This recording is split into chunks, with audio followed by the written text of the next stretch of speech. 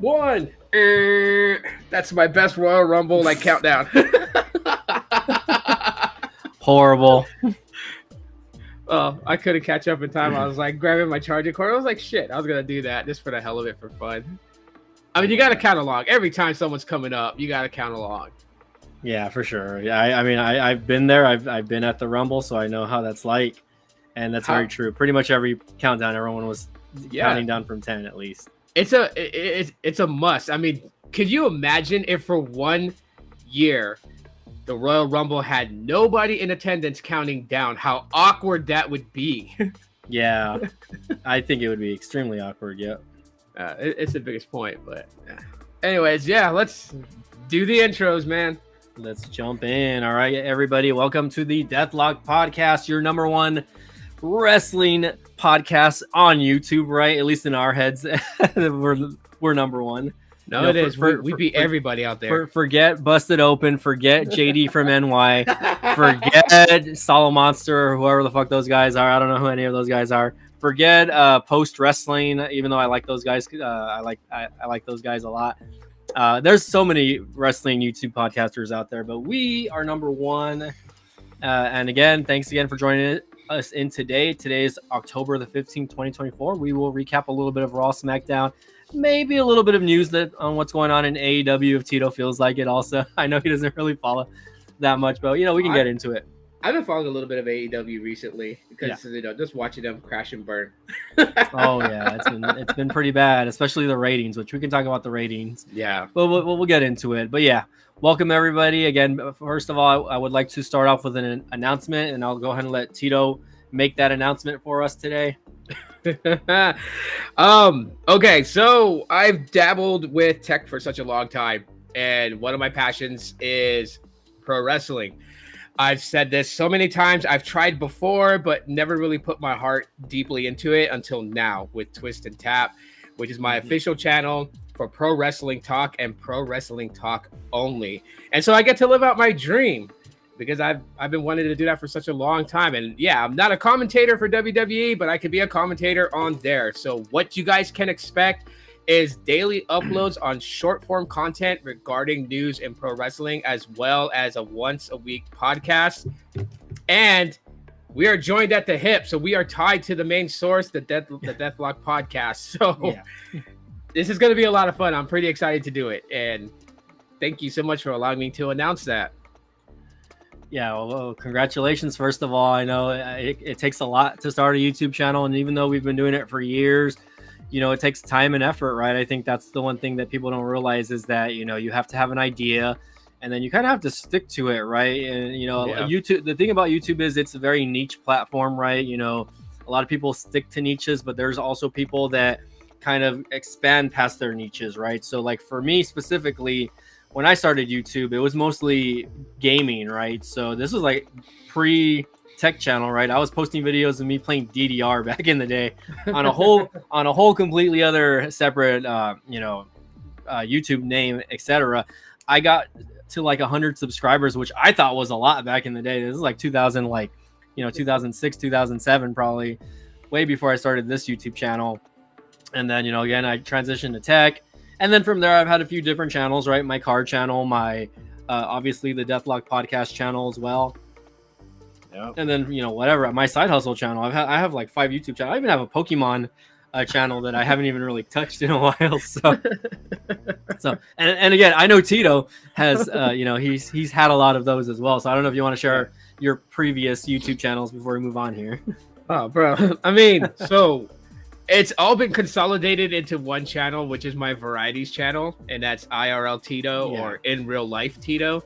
And that just could be anything from blogging to Pokemon Go. I removed pro wrestling talk from that, and that's why I made Twist and Tap, is just to give a dedicated channel to that, because there's some people that have messaged me about IRL Tito, and it's like they want the wrestling content, but like they get confused when I upload like all ninjas must die, gameplay or something. Right, with no audio. No. So they get, you're like not talking to anybody. Yeah. So they get confused. They get confused on that. So it's just like, okay, you know what? Like I'll make a dedicated channel and I'm gonna stick on that. Of course, the tech stuff is not going anywhere. It's just that I have a different venture and passion right now, and I'm going to be putting a lot into growing that. So that's the idea. Yeah. Well, I'm happy for you. And again, like, you know, I always try to keep up with your other channels, however many you have. I like the IRL one because I know you post stuff about your family, post stuff about your photography. Yeah. Which again, like, it's not easy to do, man, because I know you're a busy guy. So, you know, first of all, like, you know, I'm glad that I feel like you're thriving on YouTube more than you ever have, man. So shout out to you there. I'm trying. And I'm trying to hold on. I'm trying to send freaking what's his face a link here. Mill Hustles. Our resident Paul Heyman. Our resident Paul Heyman, Mill Hustles. He texted me, but for whatever reason, hold on, let me see. I told him I sent it to him on Twitter, but we'll officially change his name to Mill Heyman. For whatever reason, okay, I guess he got in. I told him I sent it to him on Twitter.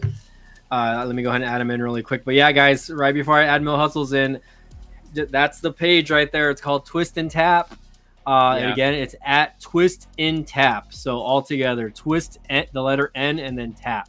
So go ahead and subscribe. Let's get it. Right now, the Deathlock is sitting at 45. He's sitting at 7.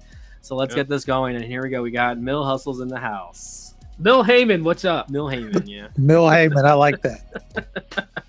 I might start a channel like that. Fuck it, since we all got a bunch of channels. Why not? For real. Twist I and was saying Tap. that earlier. Twist and Tap. Are you doing drink recipes? Are you reviewing alcoholic beverages? No. Oh my god. Nothing like that for because it's all ages on there, which basically it's my own wrestling. He's podcast keeping it channel. PG, okay? PG. Yeah. But mostly just short form content. So like a lot to say, and at times if I want to go live and B-Tech's at work. I'm able to go live. I'm able to grab that video and share it to the Deathlock podcast as well, since he may be a manager. So I can do it on both channels. That's the best part. Can you upload or no? Can you like take something and then upload it? Okay, yeah, because I know I made you a manager, but I was like, I think it shows that you are, but I haven't seen anything like as far as like it allowing you to do stuff, so that's good. Yeah, the only thing I can't do is I can't edit the channel, and I can't initiate a live stream. Oh, boo. Okay. Yeah, but I can eventually I'll try to make you an owner. But yeah, if you want to drag and drop some of your content from Twist and Tap, feel free to do so. Oh yeah, it's gonna happen. Like the short form content that I'm gonna upload on Twist and Tap, I'm also gonna upload the same on the Deathlock podcast. So yeah, I was gonna say if you're able to download stuff from here, then take it to Twist and Tap, whatever you want to do. Also. Yeah. So now we just need Mill Heyman over here to start a channel. Ladies and gentlemen, Mill Heyman. Oh yeah, breaking news by the way, guys. I don't know if you guys are aware. Former Ring of Honor executive Joe Koff passes away. What? My friend. It's been posted already online. But yeah, I'm not familiar with the person.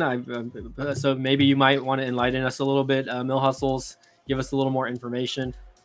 Yeah, if I'm not mistaken, that's the guy that bought Ring of Honor from Rob Feinstein of the shoot interview thing. What the fuck is it called? I forgot the name of the series he did, but it's a bunch of shoot interviews. The Creep. Ooh. Damn. Yeah, he was there for a lot of their ups and downs. If I'm not mistaken, I believe he was there until they sold it off to Sinclair Broadcasting. But that is crazy. Yeah, agreed.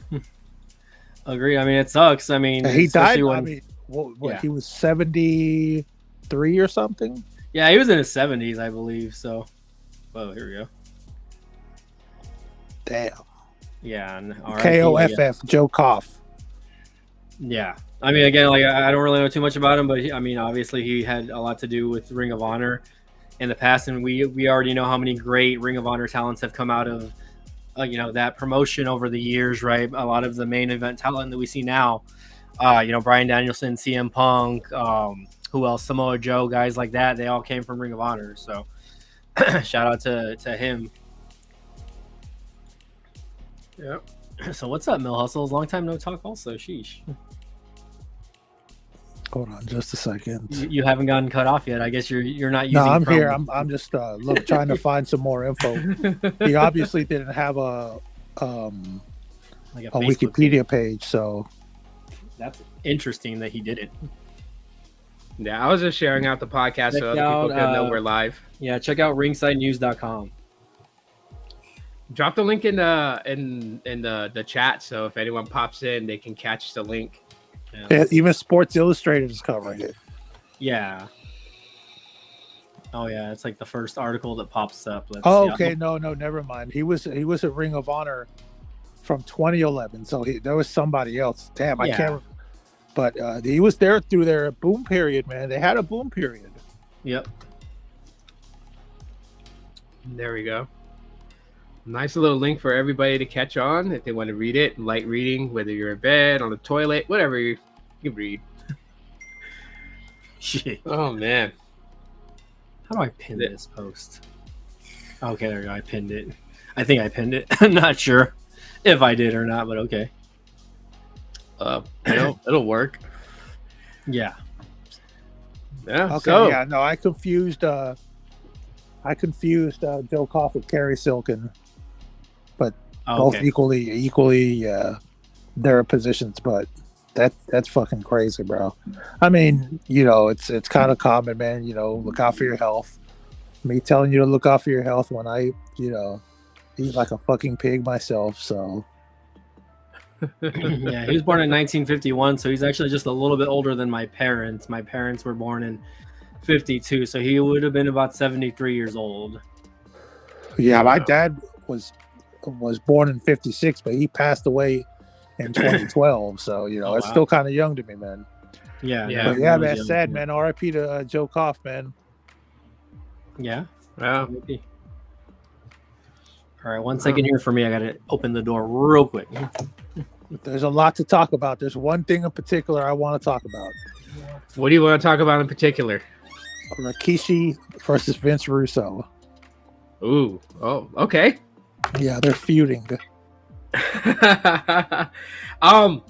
Let's lead into that. Well, I don't know if you call what he the one subject he wants to touch base with. Go ahead and tell him again, Mills. Yeah, the new online feud between Rikishi and Vince Russo. Oh, God. Have y'all heard about that yet? I have not. No. I've been hearing some things. I just haven't been paying attention to it because I'm just like, really? They're Yeah, feuding? Rikishi has his own podcast now, and Yeah. these podcasts, they do outlandish things to get some views, especially when it's ran by someone that's a celebrity in our world. And Vince Russo's been kind of critical of Jay Uso and the whole Yeet thing. I mean, Vince, I like Vince. I know Vince. I've worked with him. He does nitpick a lot. I can't work with him in creative. I'll be honest. I can't do it. I tried. He was asking for, I think I've told the story before. He was asking everybody at Rocky Mountain Pro for suggestions. And, it's his way or no way. So why even ask? But regardless, he'd been kind of critical. And that Rikishi's been speaking out about Jay in the WWE for a couple months now. And he responded to Vince about some of his criticisms. Because Vince has always called championship belts props, which they are. We'll get to the context in a second. And he told Vince to go F himself. And, I was having a debate with a friend earlier telling him, Russo's right, but Rikishi doesn't understand from a writer's perspective. And I said, well, Vince doesn't understand from a wrestler's perspective, because sometimes those belts, man, are that little nudge that somebody needs to get over. I mean, if you can get over without a championship, you're golden. You're Jake the Snake Roberts, you're Roddy Piper. But sometimes, man, those championship belts, even though it's all scripted and shit, that could determine whether you feed your family for a long time to come. So I kind of have a balanced view about it. But yeah, they've been kind of going back and forth about it. I think that they'll be able to work it out. Hopefully they will. But them Samoans, bro, they don't play about disrespect. Yeah. I know quite a bit from my days growing up. So I can see that. And I can see Rikishi's point of view. I can see why. Obviously it's his son. He's, so he's any criticism that kind of like goes a little too far in his mind. Of course, Father's gonna go and defend against, but you also have to ask the question, like, is the criticism from Vince that far out there, or is he giving a fair assessment? Like, and that's where the line gets blurred when it comes to family. So you grew up around that area, and you have dealt with what they call Usos. You know what an Uso is? A Samoan gangster. I guess you can kind of throw in Tongan Island as well. You ever heard of a rap group called the Booyah Tribe? Yeah, I have. Those guys, man. I'm friends with one of the nephews of Gangsta Rid. His name is Monster Ganja. He's really big in Australia, actually. And he tells you the same thing. Those guys do not play about you speaking about their family. Rather, your criticism is fair or unfair. If you come in at them negative, they all stand up together. And I love that kind of unity. Yeah, that's why that's why they're pretty dominant from where I'm from. I mean, yes, the whole terminology with Uso is reference, to the gang life for them, right? They got one of the biggest Samoan gangs ever, SOS, Sons of Samoa. They're huge. And they're not only just in Hawaii or back home in Samoa, they're also in Alaska, California, Washington State. Like, they have spread across. And not only that, though, a lot of Samoans are Bloods in California. Sheesh. Yeah, so these are like, even though they have that gang, that gang lifestyle, the mentality is still different, though. The mentality is family. So it doesn't even really matter really what set you claim or whatever. But like you just said, if you mess with one member of the family, you're messing with the whole family. It don't matter. They're not, they don't care even if their family member was in the wrong, they don't care. They'll still ride. And then they'll scold them after they do what's done. Then that person will catch it from the family. Like, yeah, don't act like that. Don't do that. Could you imagine if you pissed off, what's his name? Haku. And he's not Samoan, but he's practically part of that family. Yeah. I mean, they don't play. Like, on a side note, I did actually make the worst mistake of my life. And I actually got into a fight at a place called Ala Park. It was with a Samoan dude from a project housing out there called Mayor Rights Housing. And this dude, 15 years old, 6'1", probably about 227. I learned, work the body. If you're gonna fight a Samoan, work the body. Don't mess with the head, because you're just gonna mess your knuckles up. They don't feel pain. I got into a fight with a security guard that was a Samoan at a nightclub, and we're cool now. But he was tripping over some bitch, and he wouldn't do his job. And we ended up, and he started disrespecting us, so we had to jump him. I told the other guys, I said, "Ain't no way I'm fighting him by myself. If I fight him, y'all got to get in too. And if y'all let me get my ass kicked, I'm gonna kick y'all's ass." I don't know if you guys can see the scar there. I had to have surgery on my hand, so when I fought that dude, like I hit him so hard, my knuckle actually went back. Oh God! And I had to go get surgery done to reset the knuckle back in place. So I learned from that point on, when you decide to go one-on-one with a Samoan, work the body. Don't worry about the head, because they split coconuts with their head. Just imagine what's gonna happen to your hand. I learned that important lesson. I will never do that again. Crazy. And I lost. I flew to a Honda Civic. Like, he literally, after a while, got irritated with me, picked me up and slammed me on a Honda Civic. So there you have it. Interesting stories. That may why be why you like Toyotas more than Honda now. Right. I never thought about it. That could very well be traumatization from when you were younger. It's all good. It's all good. Well, aside from the gang talk and whatnot, we are here to talk about wrestling. And again, I think. But there's gangs in wrestling. There's the Judgment Day. The Judgment Day. You're right. I guess the Bloodline. They don't call them gangs though. They call them factions, or I don't know. Those wrestlers that come from that come from the gutter, man. They're the ones that people don't mess with as much. Yeah, for sure. Well, like I said, go ahead. No, I was gonna say where we have a little bit of that, with the Vince Russo and the Rikishi thing. Where do you see this going though? Do you actually guys feel like this is gonna continue on, or is there some point where those two will talk behind closed doors and settle it? I think they will because they're both grown men. I mean, this online feuding shit, leave it to the kids. Yeah. Yeah, What do I you mean, think, Mike? I think they'll. I mean, maybe there might be a little more drama, right? You know, Rikishi's always going to defend his son. Russo is always going to be critical on what's going on, because he was he's a booker, and whatnot. So, it's just, again, they're going to butt heads for a little bit, and then hopefully it doesn't get to that point where they're throwing punches at each other. But I think Hell no, they'll come to a. No, Vince ain't gonna do that. Vince will call the cops before that happens. Russo was a former WCW champion, sir. Okay. Yeah, man. Anyways, don't punch the head. Don't go for the head, Vince. Go for the body.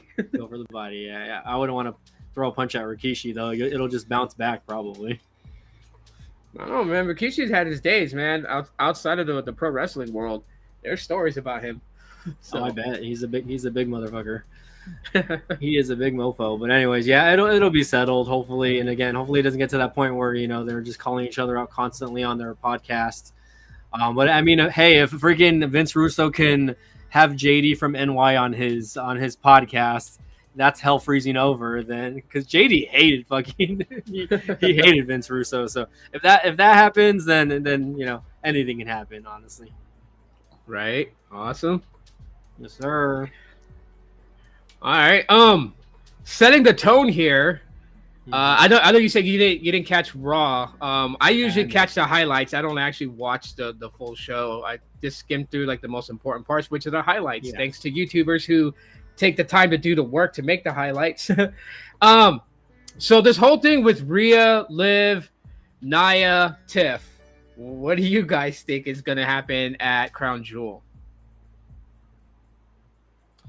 It could happen that that one of them lose their belt at Crown Jewel. Yeah, one of them obviously is going to lose their belt at Crown Jewel. One of them is going to gain a belt, but someone will lose their title. I mean, I think it's going to go the Nia Jax route where, I think she's TV Time has had enough of what Nia Jax is throwing at her, and she's just going to say, fuck it, I've had enough. And, it's going to be where you think she's going to cash in on Liv, but no, she's going to cash in on Nia. They had a good angle on Raw, or was it SmackDown?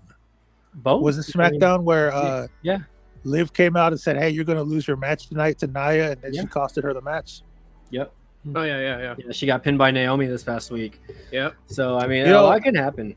I don't see what this disconnect is, that SmackDown is consistently better than Raw. This has been like this for decades. But I think that somebody, whoever works, I don't know, this is just speculation, but I think somebody that works at that whoever with SmackDown, some executive has to be a wrestling fan. That's like, hey, no, you better do better than what we're getting or something. I don't know. It's just weird. You saw my little 1-page review I sent you of the pay-per-view. We got to talk about that too. Shall I share that here on? Yeah, go ahead. Share it. Pull it up. But hold on, I gotta find it. Yeah, we could dip in the blood. We could dip in the bad blood and talk the little about screenshot that Mill Hustle sent. Oh wait, hold on, here it is. Let me bring it up. What? So while you're pulling that up, let me ask you guys this, okay? Because this part I didn't follow and I didn't research it because this podcast was like spur of the moment. Yeah. So with Crown Jewel, what is the deal with those title belts? Like, how's that working out? Like, it's just champion versus champion, and whoever they're basically doing what bragging rights. Champions. Yeah, it's bragging rights basically. That's all it is. I mean, whoever wins between champion is going to get that Crown Jewel championship, and it's just bragging rights. That's all it is. So, like, do they carry the belt like a whole year? Nope. It just stays in the Saudi Arabia, as far as I'm concerned. What's the point of having a belt? Some people are saying that belt don't look that good. I love that belt. It's old school. Yeah. Like, what's it? It reminds me of the AEW title, man. Honestly, I was gonna say that it kind of looks like the AEW. But see, here's the weird thing about it, though. So if I was to do something like that, like what they're doing with Crown Jewel, champion versus champion, right? And so the winner obviously is going to hold that title for the night. What I think they should do is actually have them hold it for the year until the next Crown Jewel, right? So whatever that belt is on, obviously that show's got the bragging rights for the champion carrying the Crown Jewel belt. That's what I think they should do with it, instead of it just staying there in Saudi Arabia, not coming back to the United States. The person who won it, or the champion who won it, not carrying it. Like, I'm not expecting them to carry both belts. I'm just saying that, instead of having to say like, is the women's world title over the women's WWE title, the one who holds the crown jewel belt would be the one that's over the other. What is it that they're getting per show when they go out there? Because I know the Prince family are the ones that paid them to go out there. I don't know the schematics of that, but it's got to be a grip. Were you just like flipping your? I'm like watching you flip around. Like, what's going on? I have ADHD, so that will take me off my points like very quickly. I was messing with the mirroring on here because I'm just like, my ear, this is on my left ear, by the way, not on my right ear. So I was like, why is it look like it's on my right ear? You know what I mean? It looks like they get paid like $50 million every time they go out there. Oh, okay. That's crazy. That's like that could pay the salary of the whole roster a couple times over. Yeah, I mean, it's definitely going to help them do other events, and I think that's why they're also doing less events as far as like house shows now, because I mean, obviously with the money that they're getting from Netflix and all that money that they're getting from USA, it's like they don't really need to be touring as much, because I mean, I'm sure the cost of touring cost them a lot of money also. So it's just like, why do it when we can just pocket the cash and use it for other things like the UFC or whatever. Yeah, dude, they can literally sell no tickets and draw no viewers, and they still will be profitable the whole year. Oh yeah. Yeah, they could just go to like a small venue like what NXT is doing and still make money. Which is what AEW should be doing, but I they're digress. Fucking idiots. Tony Khan. We'll get to that. We'll get to the whole TK. Can you see the review okay? I can read it just fine. I don't know if Tito can, but I have it mainly on here. So it says Bad Blood 2024. Let me read the bottom portion first. This PLE was good, but it had way too much hot shooting or hot shotting. Overbooked, in my opinion, which I don't think it was overbooked. I thought it was that was a short ass pay-per-view. It was only like 5 matches, so overbooking would be like fucking AEW with their 11 matches and half their matches being matches that they could have had on Collision or Rampage, basically. No, but what I meant by the overbooking is there was too many angles, too many good angles they could have spread out. Oh, possible, yeah. Okay, I now I see what you're meaning by that. Okay, yeah, I guess you could say that. Yeah, I'll agree with that assessment. Like right, that's what kind of screwed. That was one of the bad things of the Attitude Era. You know, it's like, how do you follow it up? Like, if you can't read it, I have it. I have the thing right here. I have the list on my page as well. I wrote that at work during a slow period. I was bored. Well, on top it says Hell in a Cell match followed with Gunther and Goldberg segment, which I separated that from the Crown Jewel announcement. Yeah. Well, let's go into that. Let's go into the Hell in a Cell. Let's talk about that first. Yeah, and then I also put Raquel returns to help Liv Morgan. The Rock returns. Jimmy Uso returns. Kevin Owens turns heel. They could have spread all that shit out, in my opinion. Yeah, you felt like they just slammed all the storyline angles all into like one PLE and just pretty much like kind of like whitewashed it, because like it was like, so you got like the Rock that returned, right? Yep. So the Rock returns, but obviously you could tell that he's disappointed in the fact that Roman teamed with Cody. So like both guys are getting it from their internal camps. You know, Cody being attacked by Kevin Owens because he just couldn't stomach the fact that he decided to team with Roman, and then The Rock coming out and his final boss moment, and then literally giving him the neck cut. Like, that's not a good gesture, especially when you have the bloodline up, kind of grinning about it. We'll go back to what I said a couple months ago. Do you remember when I said I don't think Cody gets past Raw on Netflix as champion? Mm-hmm. I think that Roman's going to win the belt back, and The Rock is probably going to help him, and that's going to set up their long overdue match at WrestleMania, which is not going to mean as much now, honestly, but you never know. I mean, seeing Roman and The Rock battle, I do think is still one of the things that fans are really most interested in, because I mean, like, when you get to know like what goes on behind the scenes. it wasn't storyline that the whole thing before WrestleMania this year with The Rock stepping in and they were gonna make it The Rock versus Roman, but then Cody, like that. It was kind of shocked me because they usually keep those things behind the scene. That actually really played out. Like that was like a real life thing. That wasn't a storyline. Oh, we're gonna do this. The Rock talking about it, and so it was The Rock's idea to go heel because since Cody was gonna go for the title, it was like, okay, well, you're gonna squash the Roman versus a Rock. Why not have me turn heel and kind of step in with the bloodline and kind of push Cody and all these things. So very, very good on how The Rock assessed all that, and it worked because I love heel Rock. um so, there's still fans that still want to see that, The Rock and Roman. And one of them had to become a face in order to make this kind of work, even though Roman is not technically a face, as what he says, although he's doing a lot of face moves, like acknowledging Jimmy on SmackDown. Yeah, I think, getting The Rock and Roman is not it's not too late for that. I mean, yeah, I think it'll happen. I don't, most likely at WrestleMania next year also. We'll see how that goes. I don't agree that Cody's going to lose the title and that Roman's going to get the title back. I think we're at a point where if Cody loses the title, it'll be to someone like Randy Orton possibly. I think KO is going to be not renewing his contract also, so they're kind of just trying to like make it a thing where he's kind of just feuding with Cody until he leaves, basically. Possible turn for Randy towards the end of that, or maybe after it happens, right?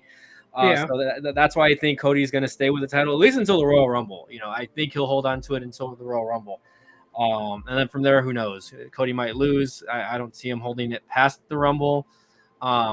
But as far as the bloodline angle goes, again, I think Rock and Roman will, again, continue to feud. I think there's going to be, and I think Tito's mentioned this, right? There's going to be like a third version of the bloodline, right? So you have Solo's version, you have, Roman Reigns' version, and then you have The Rock's version. Mm-hmm. And then we're going to see something happen either by War Games.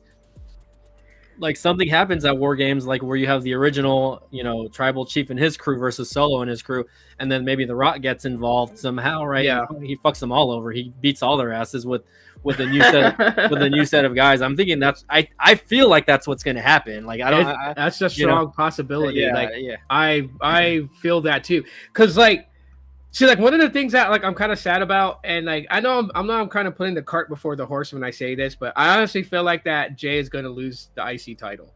I think he's going to lose the IC title because you already saw on SmackDown, for those who watched it, you already heard Jimmy tell Roman that we need him, right? Like Roman came to help him after Jimmy lost the match to his brother. The bloodline attacked both of them, beat them down. And you've been hearing it even before that when they promoted and Roman, acknowledged Jimmy's return, and then Jimmy was letting him know, I see a chief without a tribe, like we need him, and we all know who Jimmy's talking about. He's talking about Jay, because Roman replies with no yeet, and that was that. So for Jay to be injected back into this bloodline civil war. Going in with the IC title is probably not going to be the idea that they want, since the IC title is on Raw. They're going to want Jay to kind of start to become full-time on SmackDown. They're going to want to move him over because he's not going to join the bloodline easily. He doesn't trust Roman. I honestly feel they're going to make that little play, kind of like what they did with the Shield when the Shield was trying to reunite, but I always call him John Moxley, but Dean Ambrose was hesitant, right? He was a heel. Yeah, he was hesitant. No. Kept saying no until he was watching Seth and Roman get beat down. Then he decided to run back to the ring and jump in and help them. I think the same thing is going to happen with Jey Uso. He's going to be hesitant. He's going to, kind of stay on the outside of it until he, something dramatic happens where he's like, okay, you know what? Let me put my differences aside with Roman and let's do it. I just don't see him doing it with the IC title. I don't know what you think. Do you think they're going to let him carry the IC title into this Bloodline Civil War? Or is Braun Breaker going to take it back? That's a good question. Yeah, I think Braun Breaker wins it back. That way they can focus more on that Bloodline storyline with Jay. Although there's a good chance that he can hold it also, and during that that little run with the Bloodline, have him hold the Intercontinental Champion, and kind of just go back and forth with the challenges, right? A lot of people are wanting to challenge him for the IC title, obviously. He injects in the Bloodline. Another thing is Jay could inject himself into the Bloodline Civil War, but then the Bloodline cost him the IC title against Braun Breaker. I'm thinking that's might what happened. Also, like, you never know. I would think not, though, because they want to get in his good graces, right? So it's like, okay, if they back him up, right, just like they were doing with Roman Reigns when he had the Universal Championship for 1,400 plus days, then maybe it'll give him more incentive to, okay, I'll help you scratch my back, I'm gonna scratch your back, right? That's the only way I see him doing it, if he retains the title. Now if he loses the title and it's their fault, then he's gonna want to get away from them even more. Yeah, I just don't want him to see him lose the belt, though. That's his first singles championship. I've been waiting for it for such a long time. It's like, to have a short run like this, I think would be more detrimental to his career. Yeah, but if you look at it, Braun Breaker had he held it for a month also, and I don't think it hurt. Yeah, I don't think it hurt him. This has happened to a lot of people in the past, right? Guys like Zack Ryder, he held the IC belt for one fucking day, dude. One fucking day, 24 hours. But that was under the McMahon regime. McMahon's regime was known to do dumb shit like that. I don't know. Because Jay's been in the company for so long, right? And they emphasized that when he won the Intercontinental Championship, they emphasized how many years he's been in the company and how long did it take for him to break away in the singles and then get a singles title. It's like, to get a singles title and then run it short, I think just hurts it. Not that it hurts Jay, because obviously people are going to stand behind Jay, but it hurts everyone's confidence in the company of making good decisions and bookings and doing it right. And they're just going to think another Vince McMahon regime. Understandable. I mean, again, but we'll see what happens. I think we also have to consider the fact that Sami Zayn will be interjected at some point as well in all this once he finishes feuding with Gunther. I don't think he's going to beat Gunther for. Or didn't he already have a fucking match? He already had his title match on. He already had his title match. He lost, obviously, right? No offense against Sami Zayn fans, all the Zanies out there, but I am kind of happy that Gunther didn't lose the title to Sami. I'm just gonna say it out there. Yeah, I would rather see Cody and Gunther go at it at Crown Jewel than Sami, and that's just me. It would have made sense for Sami versus Cody at Crown Jewel, but I think they're holding. Maybe Sami Zayn and Gunther again for WrestleMania. I think they're going to save that for WrestleMania next year. I really think Sami Zayn's going to win the Rumble next year. I don't know. I could be wrong on that. But I think he's going to win the Rumble next year. And he's going to go after the guy that has been picking on him for the past couple of years already. It's either Sami Zayn wins the Rumble or CM Punk wins the Rumble. One of the two. I don't think Punk is going to win the Rumble. In fact, I don't even think he'll be in the Rumble this coming year. We'll see what happens. Do you think he's done? After all, I don't think he's done. No, because they're trolling him versus Rollins. Obviously, that was already. I want that. Yeah, they already kind of injected that in his head when he was on Raw last week. Where the last person that came out that kind of had a face to face with him was Rollins, and even Rollins says, I'm gonna be the guy that ends your career, right? So who knows, that could be a matchup. They might both be in the Rumble next year, but I'm pretty sure they'll both be responsible for taking each other out. Do you think it's done between McIntyre and Punk though? Yeah, I do think it's done. Yeah, and if it's not, I really enjoyed that feud. That'd be crazy. It was a good feud. It's gonna be feud of the year, as far as that goes. I think that'll be feud of the year, and I think if McIntyre doesn't make PWI's top 5 next year, I think the PWI people are fucking dumb as shit. Is all I'm gonna say. Because he's had so many high profile matches over the last year, and he's been in literally the top storyline pretty much since WrestleMania. So. Pretty much the entire year or so. But anyways, going back, we might as well talk about CM Punk versus Drew McIntyre, right? Bad blood, right? So everything that led up to it, right? I don't know what any comments on that, fellas. Yeah, there's a new plushie of Larry on the WWE website. I'm gonna buy it. I probably will buy it. And you want to know why I'm gonna buy it? Because I don't know if you guys heard CM Punk's speech last week, but he says, I'm happy for the enemies I've made also because they've made me a lot of money. Yeah, And guess who his enemies are? Guess who his enemies are? The elotes, the all elotes, the EVPs. Those are his enemies if you think about it. Because if it wasn't for those guys, he would probably still be in AEW. You know, AEW. Did you hear? I know we're gonna get to this, but let me jump in real quick. Did you hear about their record low number on Dynamite? Oh yeah, from last week. No, I didn't hear about it, but do tell.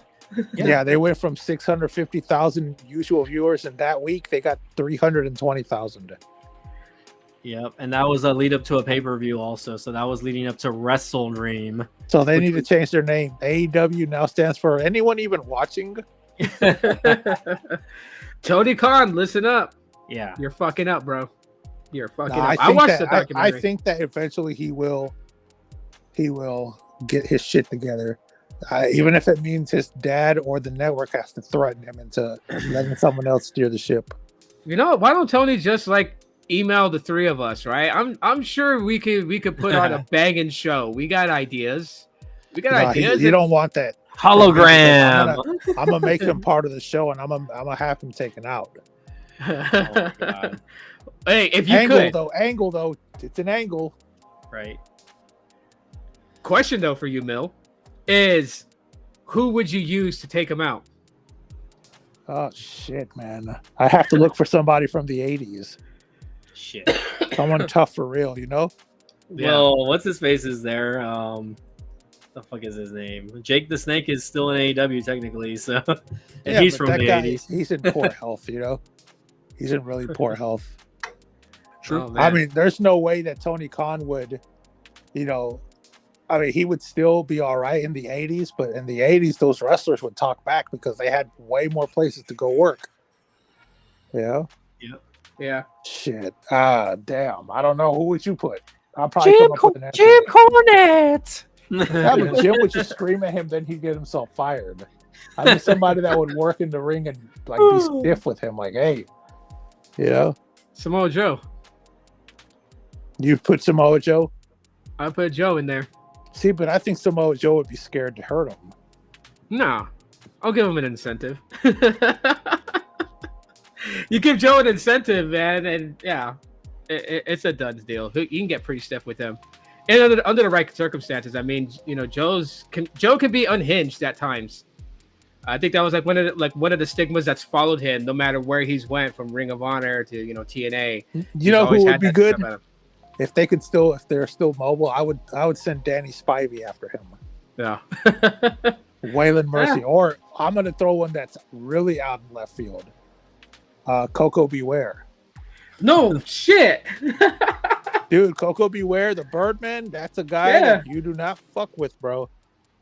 Well, yeah. Most people don't realize that because he was such a fun-loving guy. Mm-hmm. And that and his parrot. Yeah, man. A lot of those guys from the 80s are tough. You know, that's what I tell people when they book them at indie shows. You gotta have. They will walk over you. Well, we kind of strayed away from the whole. I'm trying to go by his notebook notes over here, and we're. All right, let's go. Okay. Okay. Moderator. So going back to. I'm gonna mute both of you guys. Just kidding. But just going back to Bad Blood. Obviously, that happened. It's already been a couple weeks already. Technically, we should have done this recap last week. But it was probably it was their first PLE back in the States in a while, actually. So the last couple of PLEs were out of the country, and I hate to say it, right, but a lot of the countries that they're going to, they're blowing the U.S. crowds out of the water, man. I'm sorry, man. I know the U.S. crowd. I feel like they're so used to the show that you don't hear the excitement in their chants, nothing, right? I mean. It's not to say it was bad. I forgot what city they were in. I think they were in Philly or somewhere. I don't know where the fuck. Georgia. I think they were. Oh yeah, they were in Georgia because that was Cody Rhodes' hometown. I think they had promoted that.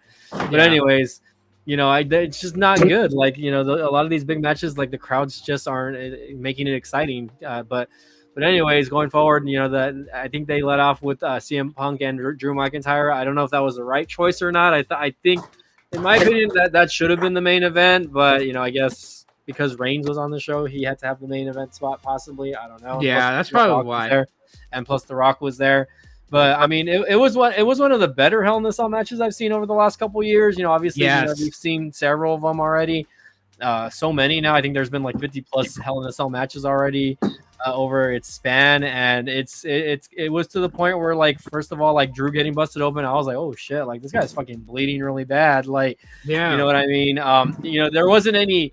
To me, there wasn't any like major spots where I was like, "Oh shit," you know what I mean? Like, it was just kind of like they were just beating on each other, right? It was kind of like a throwback to me, right? Because I didn't have to see anyone jumping off a fucking, steel cage or anything like that and breaking their leg, or just doing some dumb spot where they could probably break their neck, right? I don't think we saw any of that. It was just a lot of hard hitting. Yeah, no, there was a lot of that. a lot of grappling, a lot of stuff on the outside of the ring also. A lot of use of weapons. I think that's something that I feel like the WWE has taken away from us a lot, is the use of like things like tables, chairs, things, kendo sticks, right? They don't really implement that in a lot of stuff. So I think they, CM Punk, Andrew, they both did a great job, using everything they could in and around the ring to hurt each other. And of course, I think Punk winning was the right decision, obviously, but it's like what happens now? What happens now? Yeah. Give both of those guys a little time to heal. Yeah, I think that gives them both a good time for a little bit of vacation, and then maybe we might see them both a little bit before the Rumble. I mean, who knows? We might not see Punk until the Rumble next year. And same thing with McIntyre. They might be out of the show for a while. They might be on an extended vacation. I mean, give him a vacation. Let him go home to his wife for like a couple of weeks, but at least let him come back and hit the mic. I mean, so like, yes, Punk's in-ring talent, I give that to him. But I find the most entertaining when he's feuding and when he's throwing a lot of heat on the mic. When he's dropping his pipe bombs. I mean, if he's not going to be on Raw with that, that's just going to like, I'm going to like feel like I'm missing out on something on Raw, because his promos, his cuts, his pipe bombs, man, it's not just a thing that's said and, on the promotion as a thing to say. It really is. He proved that. He went to AEW, the infamous MJF moment. I mean, he's got it. So that's just going to be sorely missed if he's going to be gone all the way until the Rumble. But as far as the Hell in a Cell match, we didn't see a lot of. Well, for me, those would be dumb spots. Like what happened to Mick Foley and the Undertaker chokeslam through the top of the cell, thrown off the cell. Like, yeah, those are like wow factor moments, but they don't need to be at every Hell in a Cell match. It doesn't need to be. What Drew and Punk did, I think, all the weeks leading up to that match and what they say they were going to do to each other, they delivered on their promises. They were going to beat the hell out of each other. That was the whole point, was to go to hell and back. And yeah, I agree. Having Punk go over on this was the right thing to do, because I don't feel like it hurts Drew at all. Mm-mm. This was not a match that would elevate Drew's status or, decline his status. This was an actual grudge. So let him go at it. Now Drew can focus on somebody else to feud with, or maybe he can chase a title. I don't know. I don't know what Drew's going to do from this point. Yeah, that'll be interesting. I mean, I think we all know where the route that Punk is going to go, right? With Seth Rollins, right? Whenever that does start, I think Rollins is going to, now that he's back, he's going to be feuding with Bronson Reed in there. And I think they're trying to create another star out of Bronson Reed, which, I think he's doing a good job for the most part with his heel character. Oh, we didn't know you left. So anyways, but where does it go? Where does it take Punk? I think we'll still see Punk and Rollins at WrestleMania next year. But again, where do we go with Drew McIntyre now? How does this feud affect him over the next couple months leading into WrestleMania? The Rumble. Does he get back into that number one spot? Turn babyface and feud with Gunther. You think that too? I was thinking like now that the the grudge feud between Punk and McIntyre is over, because to be honest, watching McIntyre all this time, I never really classified him as a heel, right? Because he did kind of have a little bit of heel tactics and some things that he did, but at the end of the day, when you really kind of think about it, he was just like throwing out facts. He was throwing out the facts from the side of the fans that don't want to see Punk back in WWE. And then you have CM Punk. So ultimately, it's like, Drew feuding with Gunther is not something that you would have to say that McIntyre would have to change. I don't think so. He don't have to change, but the feud, it's gonna go off. Those are two solid guys right now, and of course, Drew would have a legitimate claim to challenge Gunther because he was screwed out of the title because of Punk. So, yeah, he could stake that claim on that he has the right to challenge, and I don't think that it's a bad thing too, because even at one point, if you guys remember, they had the triple threat match with Sheamus, McIntyre, and Gunther for the IC title. Mm-hmm. So it kind of revisits that feud. So I think it's a good idea to have him feud with them. I don't know. What do you guys think? Well, I can probably see them moving Drew to SmackDown in some sort of trade. That's where I think it's going to go, because really, like, I mean, if you want to put him in the the championship spot, I don't think it's gonna be with Gunther. I know what you said makes sense, right? A little bit with him feuding with Sheamus, and maybe that's something we'll see again, right? With Sheamus, Gunther, and McIntyre, especially because they're all European guys, right? Maybe they'll put the light on European guys, but I don't know. For some reason, I think McIntyre would be better off, going to SmackDown and being the next guy to feud with Cody, especially once Cody's out of that angle with the bloodline. Who do you give Cody to besides Randy Orton, right? I mean, obviously that's really the only guy that I see Cody feuding with, and once that's done, then who else, right? Right. So that makes sense. It's to the point now where WWE has created so many top guys that it's going to be very hard to put him in those spots. And I wish it was like that in AEW, but it's not. It's not. You just have the same fucking people. You have all these top guys. You don't want to move them to the bottom. No Diddy. Hologram. Fucking beast Mortos. Yeah, I heard it. Yeah. All these top guys. You don't want to move them to the bottom. No Diddy. Yeah. Oh man. All right, so Hell in a Cell match, I thought it was like pretty decent.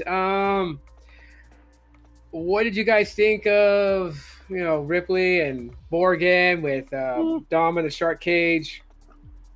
I mean, I was paying more attention to Dom in the shark cage than I was to the match itself, honestly.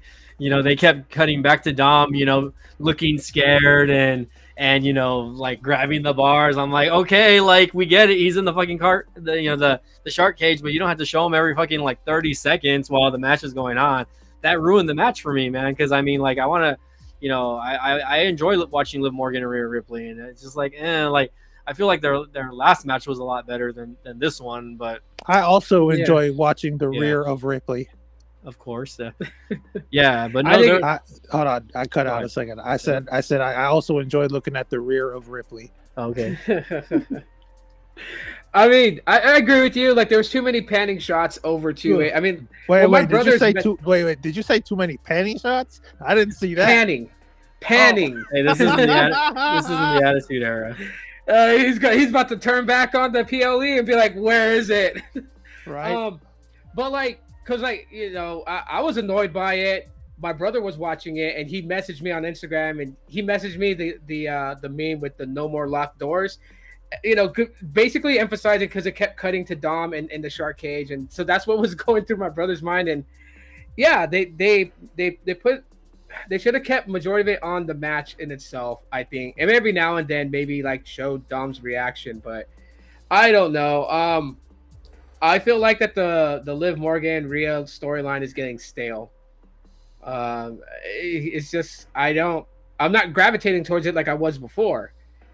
Now that they brought Raquel Rodriguez in, because I already knew they were going to bring somebody back. I mean, when Rhea says you have nowhere to run, nowhere to hide, no one to save you, it's like, well, yeah, the Judgment Day may not be allowed by ringside. Dom's in the shark cage, but there's always somebody. It's a classic storyline thing that they bring in a protector, a bodyguard, someone to make the little imp, be able to prance around to irritate people more. But I think well, that's very unsafe, isn't it? But I mean, it's like, isn't that unsafe to put your dong in a shark cage?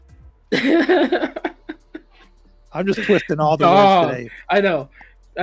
You're doing your Heyman thing. Go for it.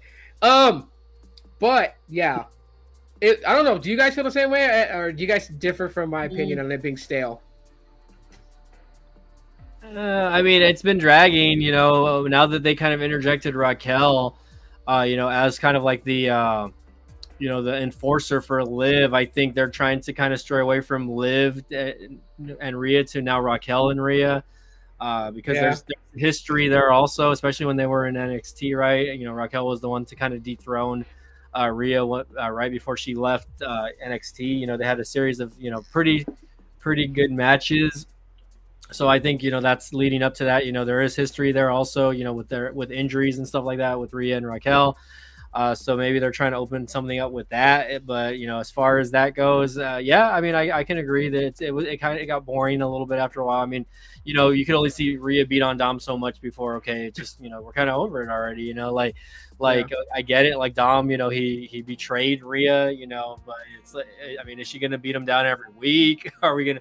Is that something we're gonna see, or does Rhea move on to something else? And Yeah, Raquel's been gone for a while. Yeah, because of that disease that she has. Skin condition. Yeah, she has some sort of skin condition.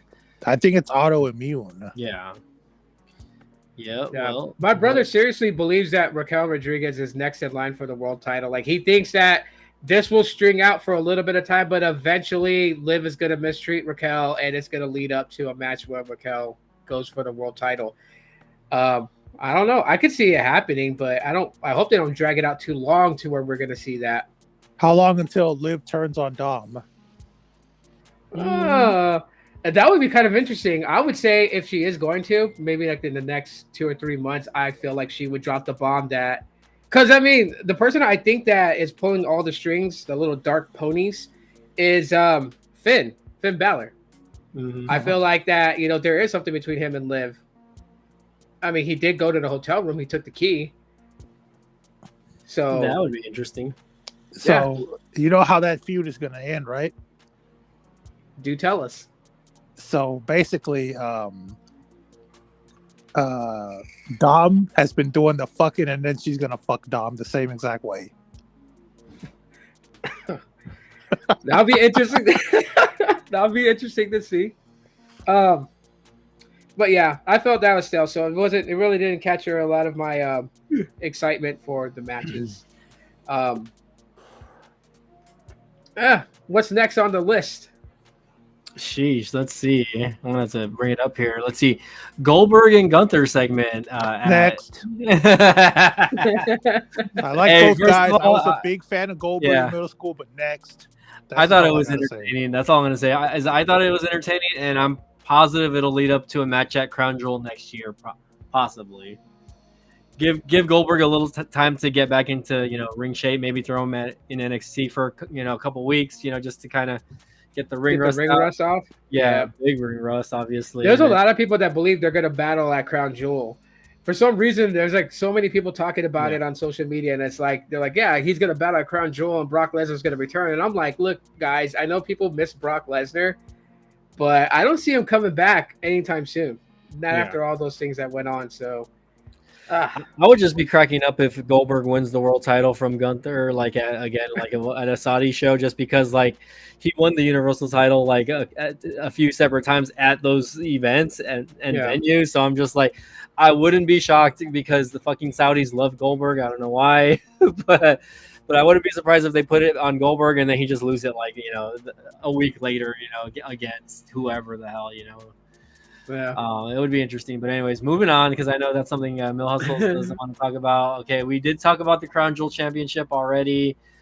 We talked about Raquel returning as well. I mean, any more thoughts on that? I mean, it was stale. Yeah, I mean, I don't know what that does for Raquel personally. I think it doesn't help her character because she kind of had a good thing going by, on her own, doing her own. Yeah.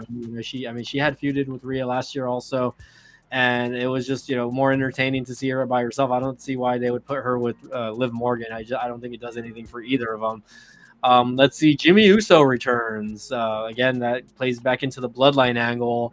I enjoyed his return, first of all, on SmackDown, Yeah. right? I think that, we are seeing more pieces adding to the puzzle with the story there. Now, of course, I missed Raw this past week, but I did see the clip where he's backstage with Jay, and Jay's just saying, "I already told you no." Like, the big answer is no, basically, right? So Yeah. obviously we know what he's asking, right? He's asking for his help. He's asking for the right hand man of, the tribal chief to return. But of course, we've seen the success that Jey Uso has had over the past year, since leaving the bloodline, right? Being probably most likely overshadowing even Roman Reigns to some degree as far as a singles competitor, right? And now seeing him in his first Intercontinental run, again, going back to what Tito was saying, like, is he going to lose the title coming up soon versus Braun Breaker, or will he retain? And will we see him, hold the title throughout the angle? And I don't want him going to SmackDown. That's all I know. I don't want him going to SmackDown. I do want to see what they're intending to do with Jay and Rhea. Like, they've been teasing it, and then it's kind of cooled down. Yeah, so like, I did hear that they kind of already did, like, I don't know. I missed the segment yesterday because, like I said, I didn't watch Raw, but apparently there was like some sort of like interview with Rhea and Damian backstage where it kind of seemed like they're going to go on their separate ways now. I don't know if that's true or not. You tell me, Tito. Yeah, I've been hearing a lot. I've been hearing a lot that Damian has finally moved on, and Rhea's going to move on. He's going to move on from that. So, but I want to see what they're intending to do with Rhea and Jey Uso, because they've teased it, right? Yeah, they've had Jay come and help Damian and Rhea out. She has acted a certain way when mentioning Jay, but it's cooled down in the last 2 weeks. I haven't really. Yeah, and who knows? They might hold it for another angle later on. Maybe again, they get over the Liv and Mysterio angle, but then they kind of reinterject themselves into that a little bit later on, maybe, especially if Rhea and Jay against Dom and Raquel. I wouldn't mind seeing a little bit of mixed tag action, right? That would be interesting to watch. Yeah, especially with them. For sure. All right, going from Jimmy Uso returning, Kevin Owens heel turn. That was a good way to do it. I like that they didn't do it in the ring and they didn't do it backstage. Yeah. They made it to where, like a place where we normally don't see that type of event happen, right there in the parking lot by his bus. That was the one thing that I would have did different though. Yeah. I would have, if I was the WWE, I would have said on Twitter or wherever that we had nothing to do with that. We don't know what the issue is. But we're investigating. They did. They can feel real. They did do that. They did do that. Yes. Yeah. Yeah. I was they're playing it. They're playing that angle. Yeah. They're playing like they don't know what Kevin Owens was doing. That's why he was quote unquote suspended or whatever. He wasn't supposed to be on SmackDown, and then that caused that whole rift between him and Randy. Yeah. He wasn't supposed to be there because he's under investigation for his attack on Cody, and WWE is putting it where they had no knowledge that was ever going to happen. So they're trying to play the angle of that. Yeah, they're trying to make it seem like he broke kayfabe and, he just went and attacked Cody on his own. And then, of course, they banned him from SmackDown this past week. So, again, but I think he still was able to get on the show. I don't remember exactly how, but, they're like, oh, yeah, he's not going to be on or whatever. And I think Cody wanted to talk about it, but Randy kind of interjected himself saying he's like, I'll talk to KO. And then KO started beating on Randy Orton also. So yeah, like you're choosing sides. I love that. Those microphones are good. I love hearing what they stream. You need to have 8K cameras now. Yeah. But they're actually they're playing exactly what you wish they would have done. Yeah. They're actually doing it. That's what has people so like the not so in tuned wrestling fans, they don't know what's going on. Mm-hmm. They just they're buying into WWE's statement, like they had no idea that Kevin Owens was going to do that. That's not something, because like that was the whole reason why they set the atmosphere for it to happen, by Cody's bus. They wanted it there, obviously, so they can play that part. We don't know what's going on. What the hell did Kevin Owens do? He's suspended. We have to investigate. We're looking at footage, and it's like, us real fans know that they know what's going on. They're playing an angle. We know that. But that's pretty interesting that Kevin Owens is doing that. Now here's the thing though, because you said this earlier, that they're gonna have Kevin feud with Cody just to tie him over till his contract's over and he doesn't re-sign. You think he's going to AEW? Yes. He's gonna be a victim of AEW? Wait, who? Unfortunately, yeah, Kevin Owens. Kevin Owens. Oh, I doubt it. Yeah, I don't think he resigns unless they're kind of trolling us, making the fans think that he's not going to resign. And then just of course like last minute, like oh yeah, we signed him to a three-year extension, or whatever. I mean, they're paying him a lot of money. He's one of the top paid guys on the show.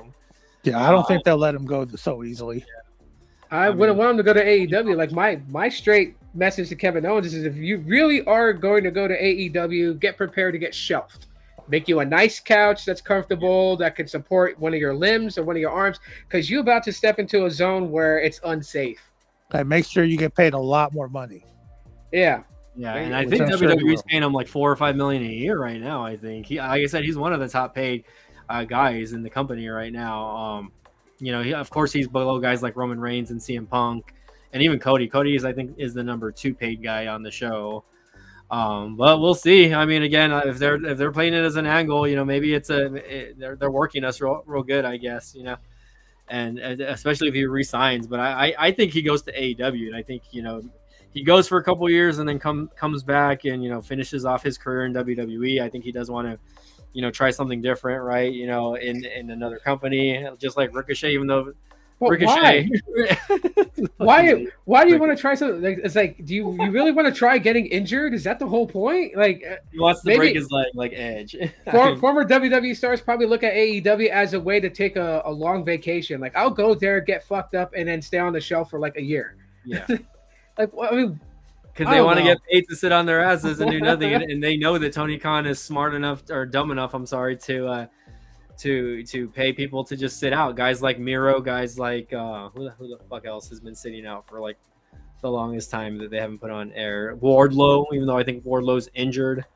I mean, it's Kenny whatever. Omega. Kenny Omega. Well, Kenny Omega, he's got a legitimate but I mean, thing going on with him. So I mean, he'll be back soon. Hopefully, I'm hoping before the year ends, but if not, early next year, right? They paid Punk when he was shelved, when he was gone for injuries. Yeah. So there's nothing wrong with that, obviously. I'm surprised that Tony Khan didn't pull, like, oh, let's keep him because he was out. Half his fucking career, he was out in AEW with an injury, But, he was their top draw, even being fucking injured and not being there, he was their top draw. So it's like, fuck, Man. Speaking of AEW. Yeah, let's get into it. We're already talking about them. Let's get into it. Let's open up a can of worms. Wrestle Dream just recently happened. I don't know if any of you guys paid attention to that pay-per-view or not. No. I only saw the last 3 matches, and the last match was obviously Bryan Danielson versus Jon Moxley, aka Dean Ambrose. And I mean, we knew how it was going to play out. I mean, his full-time wrestling career is officially over.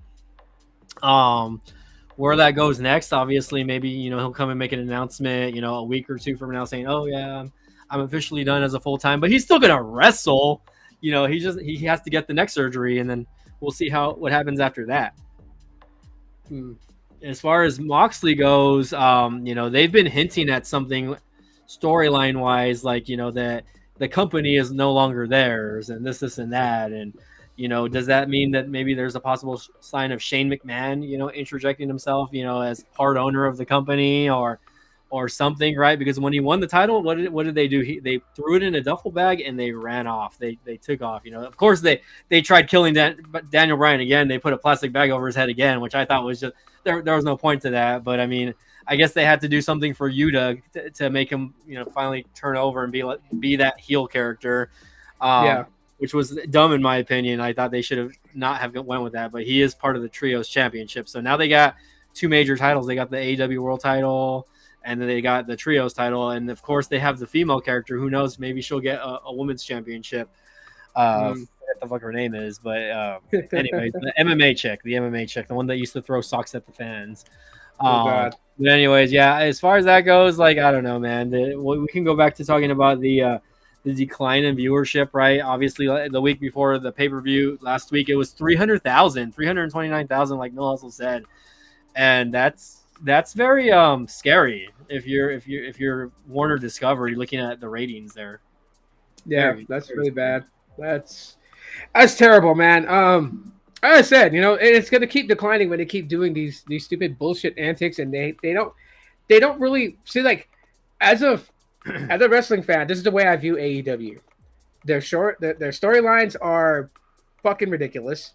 It's either, it's they run a storyline and you could blink an eye and then the feud has completely changed with characters and you're like, wait a minute, what's going on? What happened? So like their storylines are not consistent. They grab a lot of ex WWE superstars. They bring them into AEW. They want to run down the whole sports entertainment thing. It was like their prime focus on that, and then they put straps on these wrestlers, and they kind of abandon support on their in-house from the day ones. They abandoned them. They have unsafe spots. Too many. Most of their good talent is shelved. So it's like, instead of having AEW having like a live show like Dynamite or something like that, just have a building with all the injured stars in bunks, showing off their casts, their fucking broken legs, their whatever, right? I mean, that's pretty much what you're paying for nowadays. If you want to see top talent, you got to go look on the shelf. You don't look in the ring, So to the AEW fans who will hate me after this, I'm not a big supporter of it. Not until they start changing their methods. Yeah, I mean, I agree. It's been kind of everywhere, and nothing is consistent on the show when it comes to their storylines, and the championships are another story. At least I can say one thing: they retired the FTW championship, so that the title that was not canon is still officially not canon, and they finally removed it from the show. Hook was nice enough to give it back to his dad after winning it back and retiring it at whatever fucking last event that they had before WrestleDream. I think it was All Out or whatever. Yeah. So kudos they should to change it. Yeah. They should change the name of that title to the AEW FTS title. Fuck this shit. I mean, your show is bad, but the most entertaining aspect of your product is when there's actual backstage feuds and fights, brawls, and injuries. Your shit is bad. If like your in-ring talent, your in-ring shows are not grabbing the attention of people, it's who fought with who backstage? Oh, who beat the hell out of who? What are these? What are the EVPs here doing to this wrestler? Like, when it's the behind-the-scenes politics that's more gravitating than your actual product, you got a bad show. Simple. Yeah, and the thing about it is, okay, look at how many talents they've signed over the last year, right? You have your Mercedes Monets, you have your Okadas, right? You have whoever the hell else, right? I mean, obviously those are the big names. Will Ospreay, right? So far, the only one that kind of has really made themselves worthy of watching on the show is Will Ospreay, right? Because his matches are always kind of entertaining to watch. And the feuds that he's been in, again, have been entertaining, right? Guys with like MJF, recently, obviously, Ricochet, and now Takeshita, I can't even fucking say his name, who won the title over him at the last at WrestleDream, which I haven't seen that match, but I heard it was a banger match. I might need to go find clips on it. But anyways, he's been kind of interjected in a lot of those important storylines, right? For the world title with Swerve. Now we're seeing people like MVP and Shelton Benjamin on the show, which again, I had to throw it out there, right? Because we're still seeing. I saw that. We're still seeing all ex WWE, all ex. That's what AEW stands for, all ex WWE. But we're still seeing characters kind of interject themselves right within that. Swerve, obviously still being like a main character on the show, but it's like, where's that going? Like, what is it going to lead to? There's no championships involved. Like, are you going to turn Swerve heel? He already said that he's not betraying Prince Nana. You know what I mean? So what happens now? Do we wait for Lashley to come in, and does Lashley give Swerve the beatdown he deserves? Right? You know what I mean? Like, so many things could happen, right? Obviously, but it's like, it looks bad when you bring someone into a company and you have them lose right away. And I'm gonna tell you, Ricochet is the prime example of the guy who he must not give a fuck, that he's losing all these important matches. He's had several matches that were of importance that he has not won. And I'm just like, oh my God. Speaking of debuts, dude, I didn't find out for like a week and a half that Shelton Benjamin came in. Yeah, man. And poor Shelton, another guy that is a fucking encyclopedia of knowledge that they're not going to listen to. And he was, they're going with this whole, the stupid gimmick that they used in WWE, the Hurt Business. That they're not saying the name specifically, right? But they have I keep thrown it hearing out there. people praise it, and I thought that was a stupid angle. Personally, I think it was just guys thrown together. Like, hey, you know what? Bobby Lashley's on fire. These guys are not doing nothing. What are we paying them for? Let's just throw them in there and see what happens. I mean, I think it could have worked to some degree, but the thing is, they let it just fizzle out, and they didn't really give it anything else. They didn't give any thought to it. Rather, like, hey, let's put them up against a big, stable like fucking Bloodline, right? Because at the time, the Bloodline was the other like big stable in the group, and you had Lashley with the WWE title and Roman Reigns with his title, and again, they had their tag champions. The Bloodline had their tag champions at simultaneously. So they could have did something with that. They never did, unfortunately. I think that would have made it more interesting to watch, especially if the shows would have like collided to some degree, but it just never happened. So I don't know. I mean, I don't see it working in AEW, especially with all the stupid ass matches that they have, right? And one of them's going to get hurt. I'm pretty sure MVP is going to get hurt, and he's not even wrestling. So. Well, I mean, I can say this about them. Oh, go ahead, Mills. I'll go after you. Didn't MVP retire from the ring? Yeah, he's done. But I'm like I said, even though he's not wrestling, I'm sure he's gonna get injured somehow. Yeah, that could happen. Yeah, he's gonna get something. Somebody's gonna throw something at him, and he's gonna get a concussion or some dumb shit. You know what I mean? See, the thing about the Hurt Business that didn't work out was MVP and his little side, kind of like sneak, because he didn't come out really and went and say it. Obviously, we know one of the angles that MVP was pushing was, for a powerhouse group that was, Black American. I'm gonna go out and say it. I don't give a fuck if people get mad. That's the way it is, right? But like back in the day when you had the Nation of Domination, we could have that because people wouldn't get triggered by watching a TV program and seeing the Nation of Domination come out and say all these things. But nowadays, with this current generation and their thought process, you have a unit that's trying to portray, a Black American group that's powerful, but you got to tread on eggshells. But you let them kind of go with a liberal thought pattern, but then you got to tread on eggshells. It doesn't fucking work. And if they're gonna bring this stupid angle to AEW, they're pressing on Swerve because he's Black, he should join them.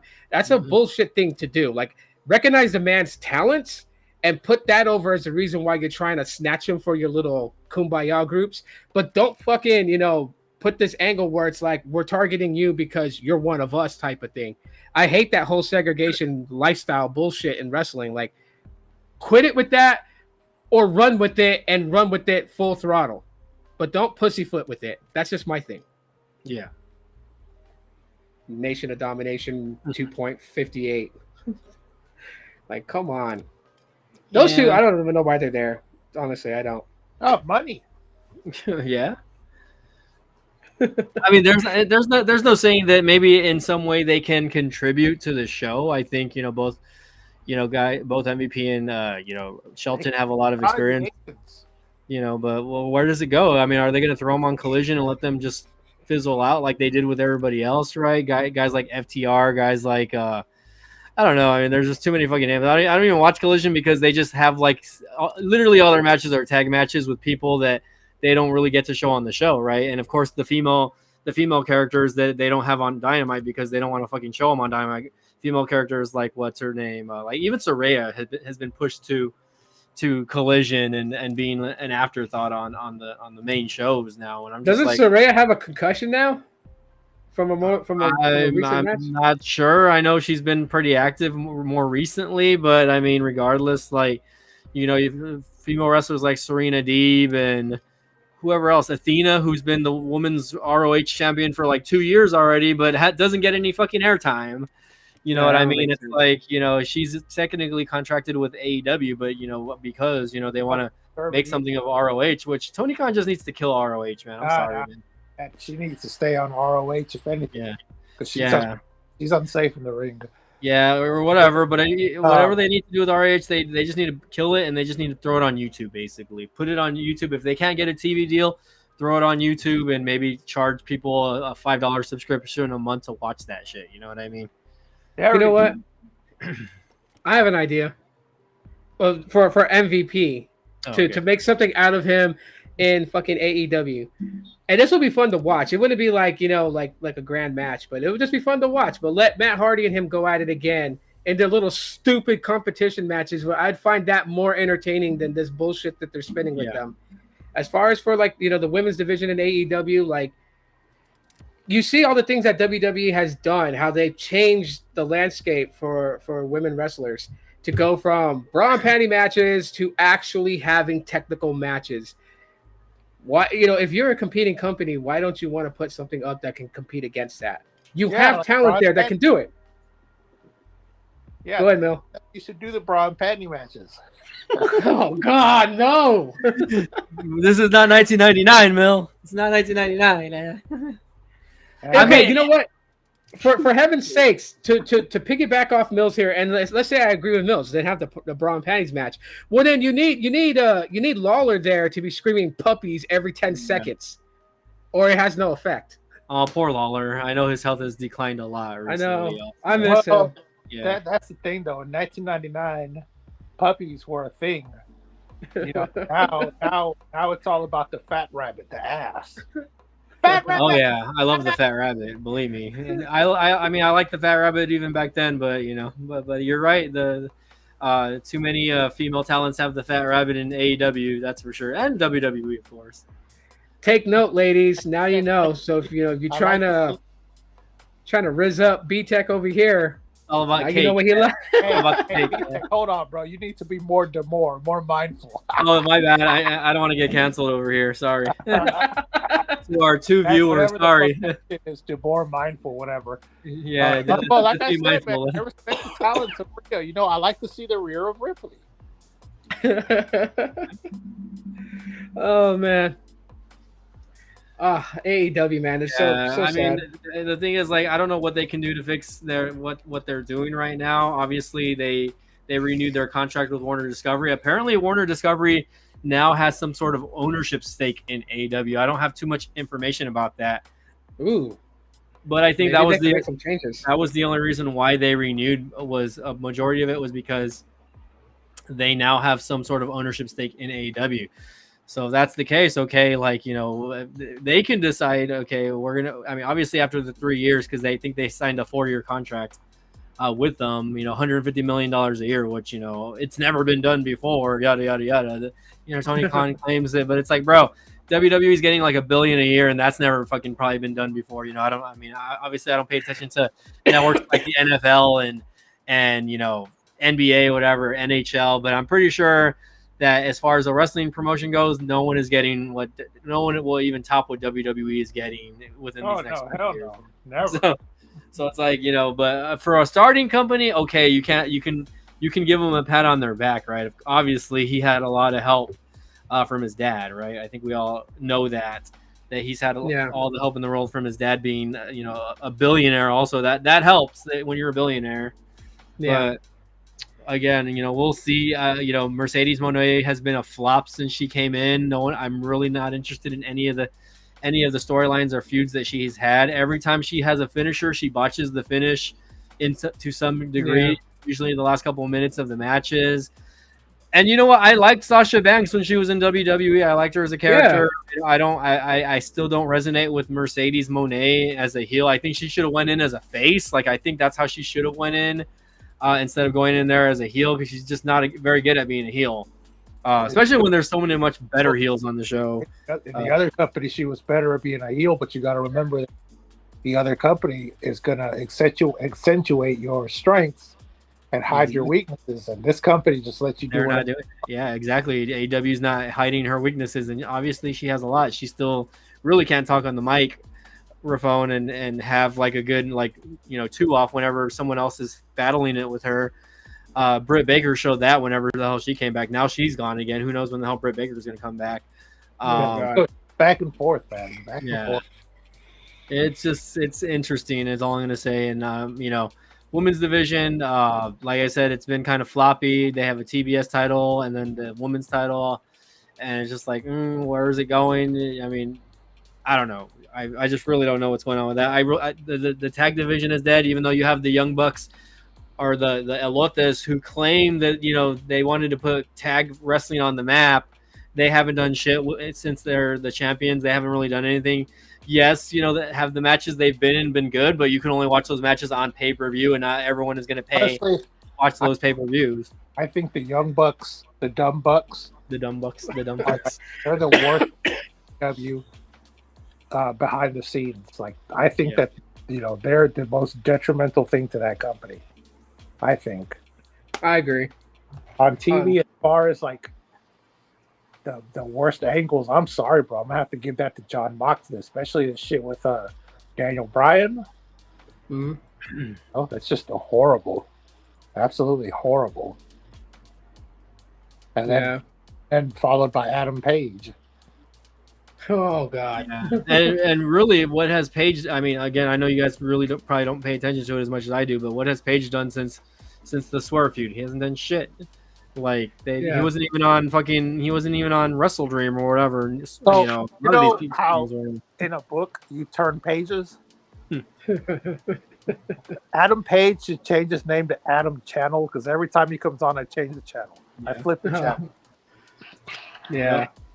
Yeah, that's why I'm saying, like, I don't see why they had Page win the match when they had his, the match with him and Swerve, at All Out or whatever the fuck pay-per-view they had it. I think it was All Out. But it was like there was no point to it because it didn't do anything for either of them. Like, I think Swerve is still in a better spot than Page was, and if they decide to rekindle that feud, I mean, I don't know. I don't know what it does for either of them unless one of them is a champion, and who knows? I don't think Adam Page is going to be champion anytime soon. I don't think Swerve is going to be champion anytime soon either. Nope. So, and of course they had MJF and Adam Cole return at Wrestle Dream also this past, Saturday or Sunday, whatever the fuck day they had it. Adam Cole, baby. Yeah. Hey, that was a good one. Because he knows what he's. No, you're cutting out. Now what? Bill Heyman's being filtered, or like AEW caught on, and they're silencing his mic. You can't hear me? Now we can. No, I think they should just give the belt to Christian Cage. Well, he does have have that contract. And yeah, he knows what he's doing. I think that him being champ will help a little bit. Yeah. I can see him doing that and maybe refocusing the storylines on some of the mid card talent a little bit, right? And of course, Christian can feud with anybody. I think he makes the storylines meaningful, and he makes just the angles fun to watch. So I'm hoping that Edge already got injured. Yeah. Months ago. Shit, that was what, like at the beginning of the year, probably. Yeah, we're already towards the end of the year. Like, man, he's already been out for 6 months already. So it's like, okay, have Christian win the title, and then whenever Edge comes back, have them feud again. Have someone email Adam and ask him, when he left to go to AEW, was this what he had in mind? Breaking his leg the first 3 months of being there. I mean, is that what he had? I mean, seriously, I want to know from Adam himself. Is that what he had in mind? Have y'all ever had a job that you were at for a while, and then you're like, I want to leave, I want something different, and then you go work there, and you're like, what the fuck did I get myself into? At the new job, you mean? Yeah, it's called the grass ain't greener. Yeah, sometimes the grass isn't always greener on the other side, like you guys are saying. Have y'all ever felt that, though? Yeah, when I was younger. You're like, oh, God, I should not have left my other job. Well, I've been an employee of the three-letter store for 18 years, so it's hard for me to say. Yeah, that's happened to me when I was younger. I mean, yeah, you're right. The grass ain't always greener, Ricochet. Yeah. The grass ain't always greener. Remember that, Kevin Owens. Before you start bro, why would you fucking leave your hot-ass fiance, traveling on the road together and stuff like that, and just... I've heard people talk about that. They're like, this dude's stupid. He left her there. I mean, oh my God, Samantha Irvin, bro. Seems like she doesn't fuck around, but if this was like somebody during the 80s and 90s, there's so many stories about wrestlers, girls, or guys or girls that they got spouses and shit, and it never ever ends well. Yeah. Mm-hmm. But I mean, they're not married though. They're just they're engaged. But like life, and how life always plays itself out. When you are separated from each other for a long time, it leaves the door open. Regardless, long distance relationships don't work for that reason because you do need someone physically there. I mean, I don't know what Ricochet does, behind the scenes. If he spends all his money, he flies to whatever city that she's at to spend a few days with her, but eventually that's going to become taxing, and eventually somebody in the company could actually, get in there with her, and then what? All right, don't laugh when imagine if she got backdoored. Don't laugh Oh when my I god! Oh my god. I'm sure somebody's backdooring it, but anyways, don't laugh when I post this, okay, guys? But when Tito mentioned, oh yeah, there could be somebody else. Uh-oh. Oh my god. Oh, Cody. But so like yeah. Tony likes the darker colored ladies also. Sorry, Brandy. But Brandy will kill him. Hey, life happens. You can't predict it. What if a new wrestler comes in? It always starts with like just talking as friends. What if she falls for that person? They fall for each other. It could fucking happen. Yes, of course. That's exactly what I'm saying. With Ricochet could meet a female wrestler who, like, if he ever has issues, she's like, "Oh, talk to me if you need to. I'm here for you." And that's how it starts. Yeah, but Ricochet's done for going to AEW, so I expect him to make a stupid move to cost his relationship. But I mean, I'm a very insecure guy to an extent. So I would if I wanted to leave WWE so bad and I had a girl like that, I would just fucking stay home or do indies where I could work whenever I want. Yeah. I commend what's his name? But was it Buddy Matthews is married to Rhea? Yep. I commend him because that's a hard fate to do, And he just re-signed with AEW a couple months ago. What a dumbass. Well, is WWE even scouting him to come back, or I think they were? And besides, I'm sure if like I said, I'm sure if Rhea said I want him back, I mean, if someone was tempted with this, and I'm pretty sure Rhea would have used the rear of Ripley if he needed to convince them. I mean, how could I need to trademark that, the rear of Ripley. Yeah, Ricochet, be careful because Mike the Biz is gunning. I might be sliding into Samantha's DMs. Who knows? We'll see. Yeah, he'll debut in WWE as Mike the Biz steal your girl. Because she's, these Gen Z girls, man, they'll fucking screenshot it and put it all over the internet and tag you.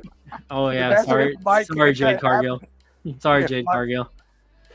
Sorry, I don't think I'm on Samantha's radar just yet. So maybe when she finds me and then they go back and watch all my old videos, sure, why not? Like, I don't know. You never know. You never know. Like, you ever see those people? You see them on social media and you're like, damn, how did that person end up with her, or how did she end up with him?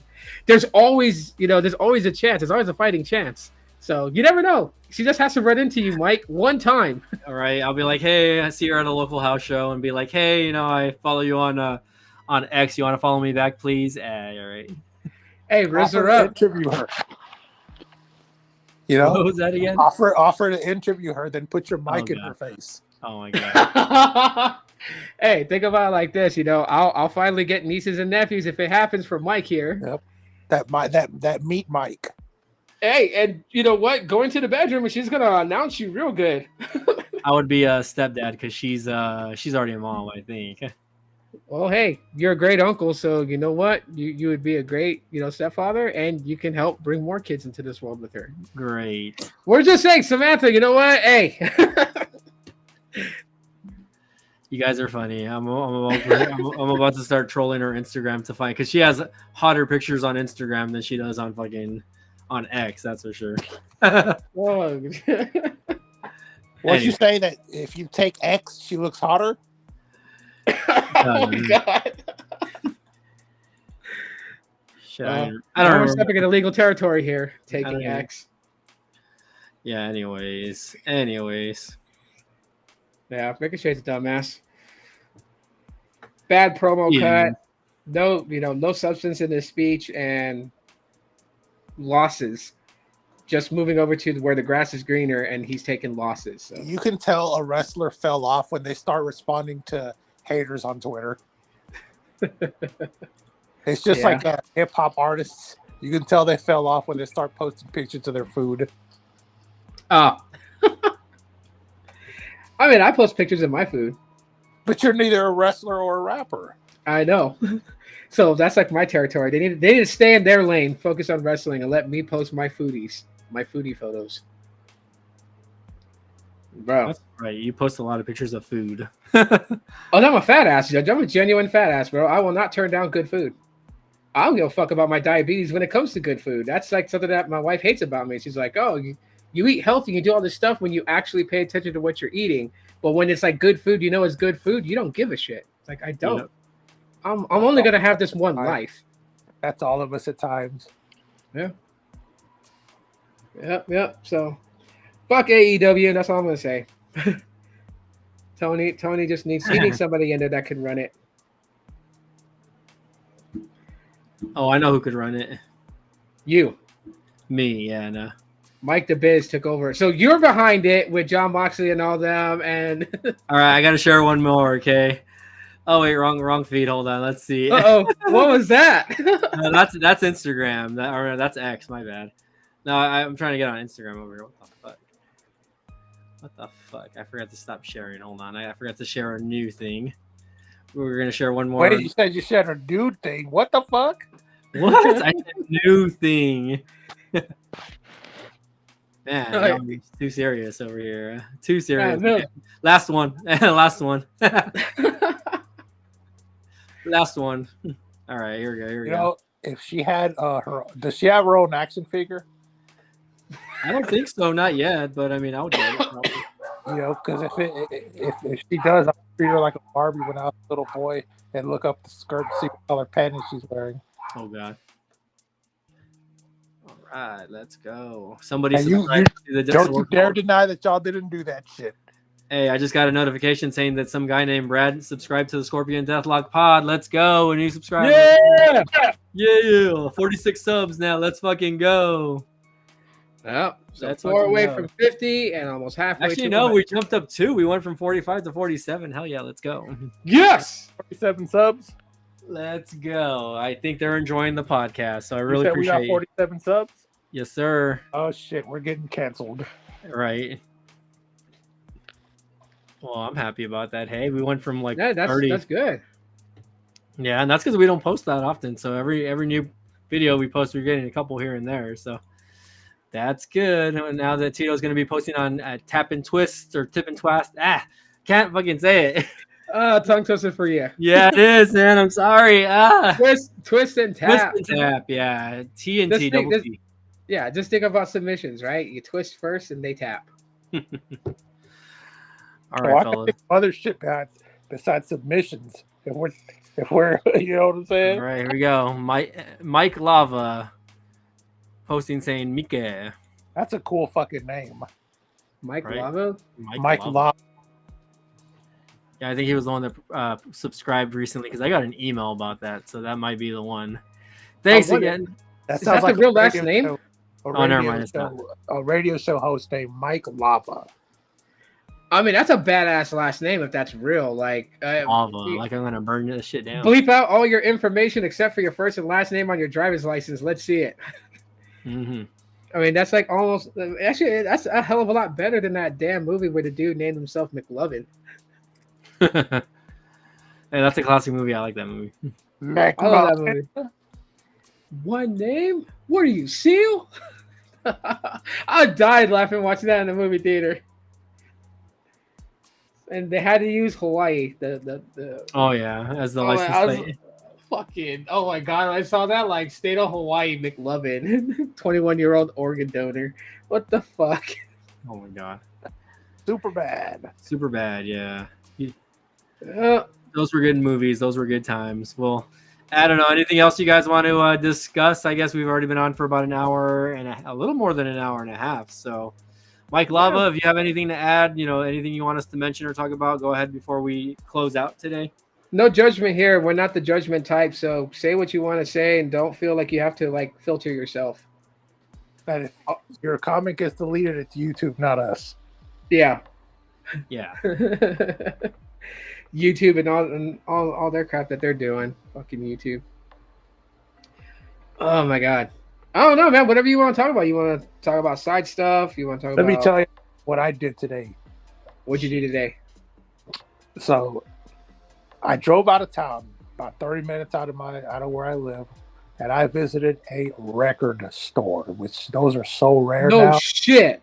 I was there Really? 2 hours because me and the owner were talking music, and I used to work for a record label a long time ago. Like And vinyl records?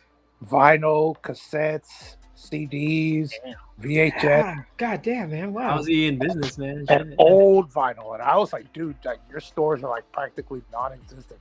How the fuck have you survived? You know? Did they tell you how? They sell CBD there probably also. What's that? It's like they sell CBD also probably in porn. Yeah, they sell CBD, Yeah, porn, Yep, I figured. t-shirts and shit. Yep, I figured. Yeah. Why didn't you vlog it? Like you could have freaking vlogged it on the gram, so we could have all saw it. I'm going to.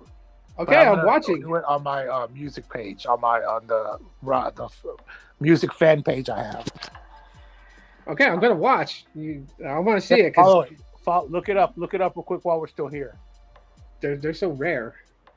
Record stores are so rare. I mean, You want me to get on the website or what? It's on Instagram. Oh, what's their Instagram?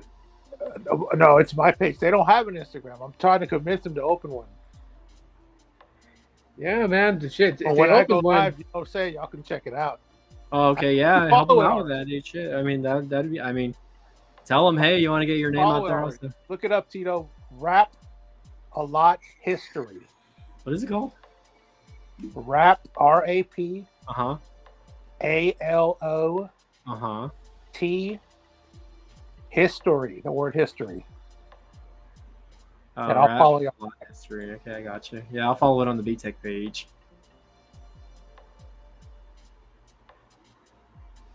Oh, what the heck? I'm already following? What the hell? Yeah, I think you were. What the hell? Maybe Mill Hustle's probably told me to follow it already.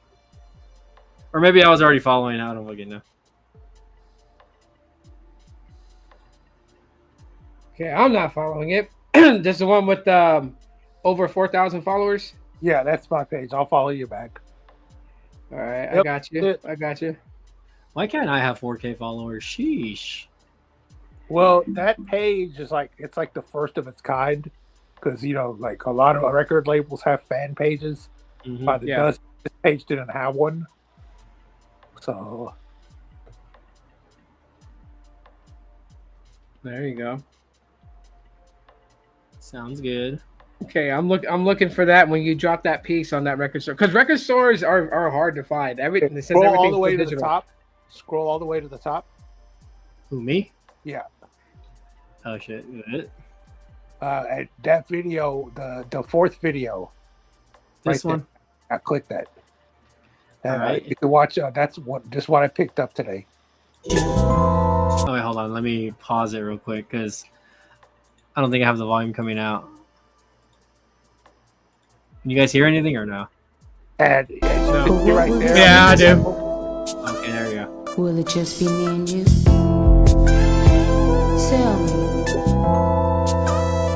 You know I want you. Oh, wait, I'm going to get demonetized here. Hold on. Tell me how you feel. I'll be obliged if you step outside. All right, it wasn't that long anyway. Hopefully, Google doesn't be like, No demonetization if Demonetized, it's man. less than 10 seconds. But Remember you see that. right I there. thought it was 7. Hey, go back a second. You see where it says where that vinyl says we want some? Yeah. Yeah, I had to cover that up for the Oh, it gram says because that something says we else. want Oh, some yeah. pussy. Oh, okay. That's why. I mean, you can see the why. I see it right. Now, Yeah. and then the first piece of vinyl there is a limited edition. Oh, shit. The one from the very beginning. Yeah. Yeah. I got you. That's Good the thing Dumb they and had- Dumber soundtrack. Yeah. That's Hey, a good soundtrack. Some movie soundtracks are good, man. Yeah. Yeah, you That don't one right get- there. Yeah, that's a limited nostalgic. That's nostalgia at its best right there. Like I remember, and like you were saying about movie soundtracks, you used to go to the freaking the record store, buy the actual movie soundtrack albums, right? Because it would have like It's like a mixtape. It would have like different songs that were in that movie that you liked. So you didn't have to like get the artist's album to get the song. You get the movie soundtrack, and it has different artists, different songs that were popular. Now they don't have that. Everything's downloaded on the internet. But that page it's gotten pretty popular, man. It blew up pretty quickly.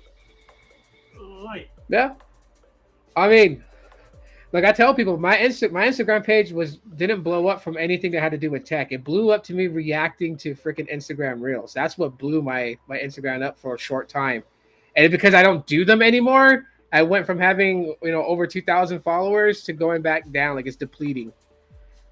Yeah, I remember it jumped up. We were doing like those react videos. God, I feel like Instagram unfollows people for you and vice versa.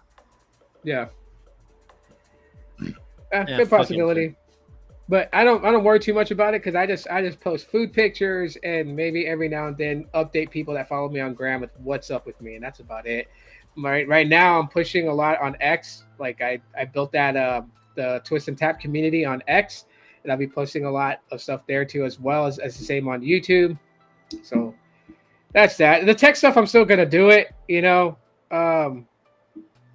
I'm just like, tech today is just so weird. Just like the angle and the things I was going. Yeah. I was laughing. My friend bought an iPhone 16 and he freaking called me up to tell me about it. He's all like, I got the Apple Intelligence. I wasn't trying to make him feel bad, but I was just like, oh, that's great. You got the Apple Intelligence before it actually released on October 28th. And he's just like, what? I'm like, yeah, dude, it's not there yet. I do want one of those blue 16s. They are nice. They are nice. But like the fact that they're advertising Apple Intelligence where the actual main core of Apple Intelligence is not coming until March 2025 is such a stupid move because people are expecting to have those AI features. Yep, like, not very intelligent now, is it? But, if you're getting an iPhone because you like iPhone, you like iOS, then yeah, I mean, I think I should upgrade. I'm using a 12 right now. I sold my 15 Pro a while back because somebody made me an offer I couldn't refuse.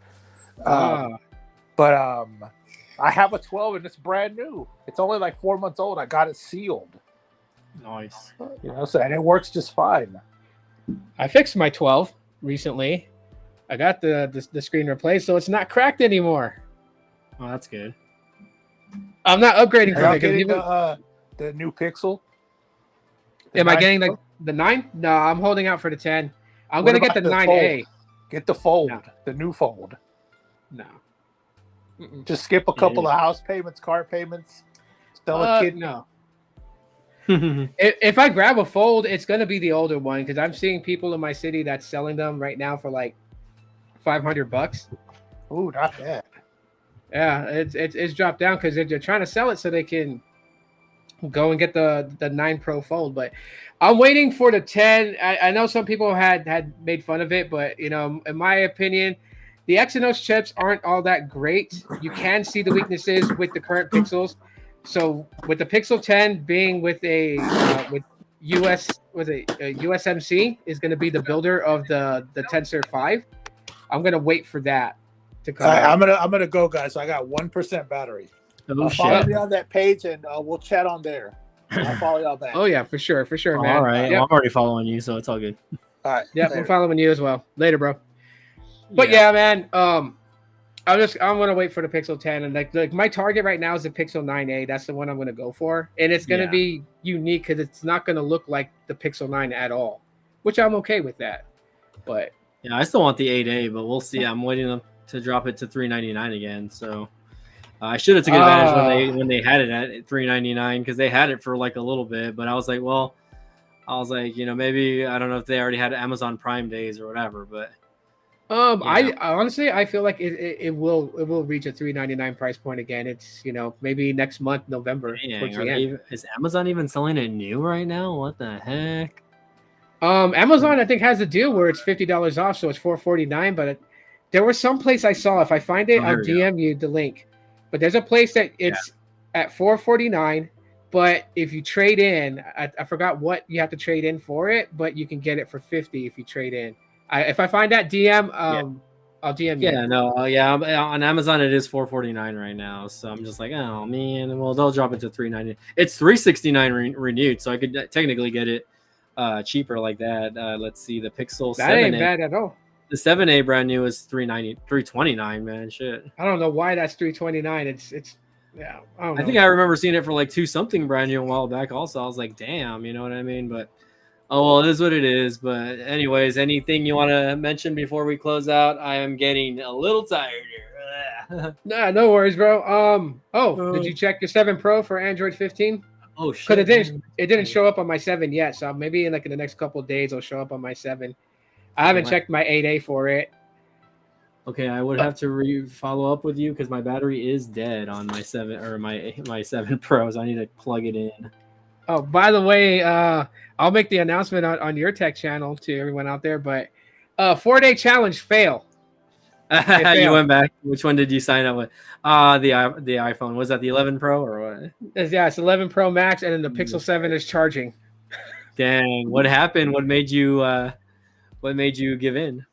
Again, you know, I do this stuff on YouTube, so I wanted to not only just update the devices, but throw service back on it and see if I find any bugs with, you know, either Android 15 or with iOS 18.1 beta 4 is where it's at right now. So, and then I realized when I put my SIM in there, it's like, oh man, I fucked up. And I was like, well, I'm not gonna lie to people, so I'm gonna tell them. I went back to an iPhone and a Pixel before 4 days was up. Well, you said you would. I mean, 4 days wasn't even that long. I would like to see you go like a week without using a Pixel or an iPhone. I don't think I can. I don't think I can. I mean, don't get me wrong. This phone, I mean, that's why I dropped the video today on this phone being badass. I really like this phone, and I'm waiting for the company that I use to unlock it. Yeah. They're supposed to get back to me probably by next week. They said they'll have it. And then they'll let me know what to do to finish the unlock, so that way I can use any service in it. So when I find out what it is, like, you know, if they do successfully unlock it, I'll tell you who I used, because it's like $25 and they'll get it sim unlocked. Yeah, I think Mill Hustles had mentioned he had given me like a website to do it, but it was a little confusing to me, so I don't really know how to do the process of it. But yeah, if it works for you, then I'll let you know, and maybe you can start the process for me. I'll just send you the money or whatever you need, you know what I mean? Well, I'll send you a link of who I use. They're a legitimate company, and all you do is like you just choose the model phone, and then you choose your payment method, and then they stay in contact. I get like maybe 2 emails a day. They update me to let me know where it's at. Wow. Because, you know, Metro, they do it remote now. They don't have the app where you can unlock it. Yeah. That's why it's taking longer. It's because I don't know if they have somebody on the inside of Metro that's gonna do something for them, but they're like, they got so many orders. When mine gets processed, they'll let me know when it's done. And I'm like, hurry the fuck up, because I want to use this phone on the side with the 11 Pro Max and compare them. But yeah, that's all I have besides that. All right, everybody. Well, if you guys are joining in, you're about an hour and 52 minutes late because we're about to finish. So thanks again for joining in on the Deathlock podcast. Again, if you guys haven't already subscribed to Tito's new channel, again, go ahead and give you that. I'll let you share the information real quick. Oh, no. You know what? Like, yeah. So it's Twist and Tap. That is my pro wrestling channel. Subscribe to that to get, you know, solo content for me. I guess you could say that. Mm-hmm. But big shout out to the Deathlock podcast. 47 subscribers. Let's go. Let's get to 50 by next week. Let's get to 100 before December. Yeah, let's do 100. I would like to do 100 before December or before the end of the year. I'd be happy with 100 before the end of the year. So, again, shout out to everybody that, again, joins in and watches these longer podcasts. Again, I get tired, man. I don't know about you. I know you can do them on your channel, man, but I get tired after like an hour. But I know there's times where we've gone like 2-3 hours. That's why I keep mine to an hour. If you haven't noticed, like all my live streams are like an hour because I start to feel the fatigue and it's like, oh, okay, you feel it. I'm like, I need an energy drink already, man. So, but anyways, yeah, the link for Tito's wrestling YouTube channel is in the description, guys. So check it out, and I'm definitely going to share it on a post on my main channel as well, including the Deathlock channel as well. So again, shout out to Tito for starting that up. I'm excited. I can't wait to see his first video. And again, he said he wants to do responses or response videos to one another, and he said he'll take videos from this channel and post them on his, vice versa, right? So we'll see what happens there. But again, guys, thank you all for watching. Enjoy your Tuesday. Have a good week, and